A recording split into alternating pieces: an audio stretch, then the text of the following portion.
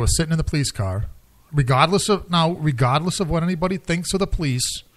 I mean, pro or con, whatever. That's beside the point. The point is that basically somebody out of the best horror slasher psychotic film tradition just walked up in real, well, and I say real life, you know what I'm saying? On the Haunted Cabaret, that's always in quotation marks, real life. But in this world in which we're walking and breathing, as opposed to the cinematic world, somebody with all the qualifications of, I don't know, what, choose your psychotic, basically just walked up to the police car and executed them. And I don't know, I think I've said this before in a couple of blogs over at the competitors before I moved to the much friendlier environment of Rhode Island Free Radio. My theory on this, and this is just further proof of it, is that reality, consensus reality, let's put it that way, and fiction are just blurring their edges. In other words, there's less difference than there used to be, and soon there will be no difference at all between horror fiction, media fiction, what we see on film and what we see in the printed word, what we see on the internet as fiction, and what's going on in real life. I mean, I think that's my end of the year holiday big idea, thought out suggestion. Right. And you know the best thing about this, George? This horror movie has a happy ending for us horror fans because the gentleman... It ends badly. That's what the happy ending for us is. The gentleman that... I hate good endings. The gentleman that executed those police officers just signed, sealed, and delivered their death penalty, which New York has. So at the end of it, we get to watch someone go to the gas chamber. Thank you. I mean, the only thing we're missing here is, back in the old days, before they had such, high-tech security... In the old days, say maybe 50, 100 years ago, you would have had an enraged mob of African Americans storming the prison, where the police, the guilty police officer in that other case was held, hanging him. This would have been a reverse case of, basically the police taking this guy out and, I don't know, firing squad, beating him to death with truncheons, something. He said that's the only thing we're missing in all this, racial strife and police strife is we're missing the lynch mob, aren't we? You're going to get it. I miss that. You're definitely going to get it in prison because I do know for a fact that cop killers don't do well in jail. The prison guards tend to turn the head the other way, so you're going to see a lynching because those guys inside jail don't care who you're killing. They're killers themselves, and now they are in their playground, so... I don't think that security officer is going to be lending a helping hand to him when he's getting a broomstick shoved up his ass. That's a very appropriate image. I mean, that is the kind of revenge that prisoners like to take on. Yes, it is. People out here think that prison is a happy-go-lucky environment where they only if you have a large bank account, right? Where they really give a shit what's going on outside. They don't. They're in there for a reason. Some of these killers in there will never, ever convert to what we are doing outside here. So they don't care about our racist wars that are going outside there. You're in their playground now, and you're now fair game. Yeah, I think the most famous guy that was done in prison was Jeffrey Dahmer met that kind of fate, didn't he? The broomstick up ye old keister. Yep. And as a matter of fact, I think we just got a new graduate from outside society to prison today. I mean, wasn't it that 17 and 19-year-old kid that shot those other three? Yep, he's going to jail. Yeah, was it 6 life sentences plus 10 years? 17 years old. So basically, that sucker, it's like he can reincarnate 6 times and he ain't going anywhere. So if like they'll take that fetus out of mom and throw it right in prison. If you reincarnate like I do, you're going to jail. Sucks to be you. Next time you kill someone, don't get caught. Exactly. I mean, don't do it stupid. I think this is another, besides the fact that we don't have the lynch mob, to run through the streets with the torches anymore, which I miss that. But besides that, the other thing is, I just lost my train of thought. Murder is always hard to lose your train of thought. It's such a joyful image inside my head. It is. It came right back to me. Stupidity.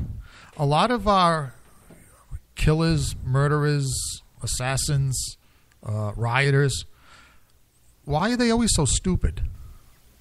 I mean, is there kind of like a genetic code in today's killer, in today's society, that says, yes, I like to psychotically murder, and I am also must be stupid? Well, they said there's a thin line between genius and psychopath. And we don't have too many of those thin line serial killers coming out. We're getting the stupid ones. We are. We haven't gotten the Jeffrey Dahmers or the Bundys of the future past. We haven't had that. No. Now, victims have always been stupid. I mean, is that a fair statement, Chuckles? Or the killer can always be smarter than the victim. Yeah, because the victim can be as smart as he wants, but that killer could be that one step up. Here's a great point. I'm going to put this out for everybody out there. The Zodiac killer. Okay. Broad daylight, killing people. Mm-hmm. And these weren't stupid people out in the crowd that he was killing. These weren't people stupid enough to go down to the dark basement. Right. These were people in crowd, everyday Joes moving around, and he was able to get them in broad daylight, and we were never, ever able to capture him. Right, and even in that rare group has to be, Jack the Ripper prowled around at night, but still he evaded capture. Yep. So it can be done, folks. If you're listening to our show, yes, if you're going to go out, don't always assume that you have to shoot yourself in the head at the end of your murder spree. You don't have to. You can escape. It can be done. Now, granted, what, Chuckles? I think what makes it so hard is today's science. I know those sons of bitches with that DNA. I hate that. It really has made it hard for anybody to get away with anything. I mean, if they find your pube hair on the toilet and it's off cases, they can nail you for that murder. So it's a little harder than. I always make sure I blow mine into the toilet bowl before I flush. Right. I mean, maybe that's. You're almost going to dead air again with that. But I think I did. Oh, this is a landmark. I almost rendered Chuckles the Clown speechless. Almost.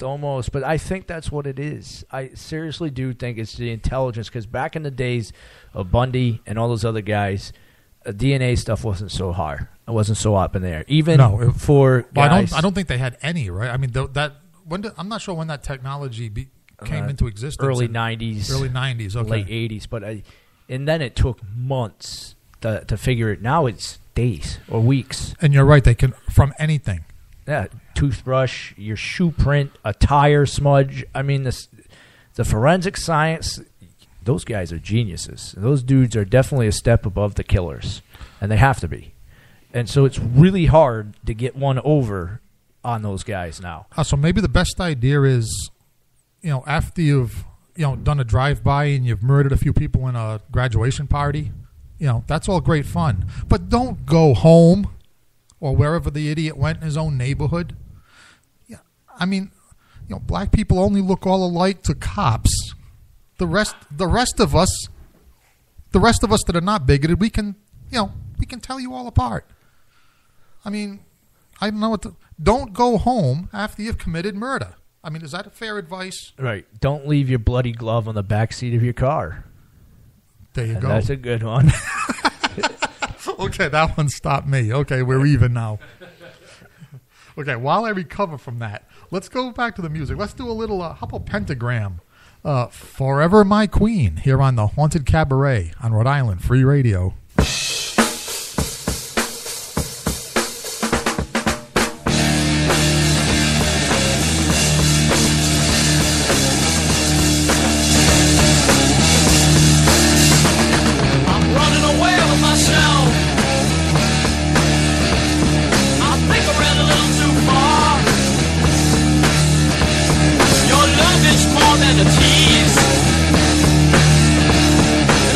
Give it all my heart.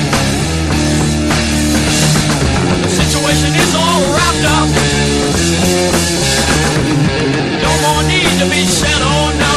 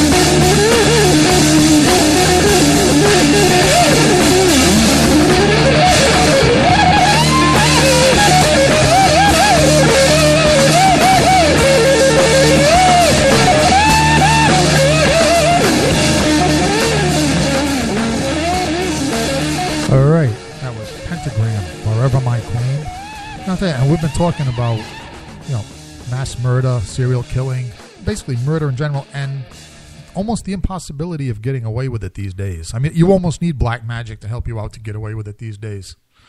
And like Chuckles said, because of all this forensic skill, DNA evidence, like you in your own words, Chuckles, during the music, you said they're geniuses, they're scientists, they're wizards when it comes to this type of thing. They definitely are, and each group gets smarter and smarter every time.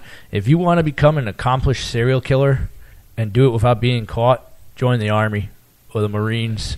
That way when you kill someone, it's okay. Yeah. I mean, then is it possible that, I know in the past the best chance of getting away with murder was to have your crime be an absolute random killing? In other words, that's probably still holds true, right? Even no matter how much DNA evidence that can be brought to bear, a random killing. It's harder to catch the kid doing the drive-by, right, than it is the guy that's planned out the mass murder. Right. As long as the kid doing the drive-by doesn't go home 3 streets over, so that all the neighbors can say, yeah, he went in there. Or rent the gun from a local pawn shop that knows his face, and then they trace back the bullet that you got from the gun, and it's just not worth it. Right. I mean, I don't know. Maybe the better idea is to just have an escape route planned. I'm still saying the better idea is join the military. If you really want to kill people, kill them from a distance, and you get paid to do it. Yeah, but is there the same satisfaction if doing the same thing that everybody else is doing? Of course there's the same satisfaction, and you're getting a paycheck at the end of it. I mean, the people that seem to have the most fun in the last couple of wars was those people at Guantanamo Bay that, got to torture the prisoners. Well, I mean, be a hired assassin yourself. Those guys. Now I think we'll get, Now see, that I think, were I a little younger and a little more ambitious, yes, maybe hired assassin, CIA. How about CIA? Those guys get paid well to kill you. Although they're not doing so well with the people running over the lawns in the White House. Someone's definitely dropping the dime on that one. I know. What was that about? I mean, I heard something about that was it recently? Now, this is the United States of America, supposed to be the most powerful empire in the world, and was supposed to have the president's headquarters is supposed to be the hardest place to break into on the face of this planet. Apparently not. Apparently they leave the doors unlocked, and we've had, 2 or 3... Average day Joe. Average day disgruntled. He jumped the fence, got through the lawn, and got into the White House. And there's supposed to be snipers on those buildings. Well, actually, this is one of the things I did hear about this, is that there was a sniper on the roof looking through his scope. And what he did, I mean, maybe he didn't vote for the president. I don't know what it was. But apparently he had the trespasser, or whatever he was, in his scope, in his sights, as the trespasser ran across the White House lawn and into the White House. And he didn't open fire. Neither did any of the other armed guardsmen he ran by. The guy in the front of the door that had a gun, the guy in the hallway that had a gun. No one wanted to shoot this guy for some reason. And the snipers, now a sniper, right now, I don't know, I want to know who they're putting on the roofs behind these scopes. Because the sniper's excuse for not flattening this intruder to the place he was supposed to be guarding with his life, his excuse was the intruder did not look like he was armed. Oh, so that's okay? That literally, I mean, and by the way, I make up a lot of things here on the Haunted Cabaret, ladies and gentlemen. I am not making up that. That was the confirmed quote from the sniper guarding the White House, that he did not open fire on an intruder running across the lawn because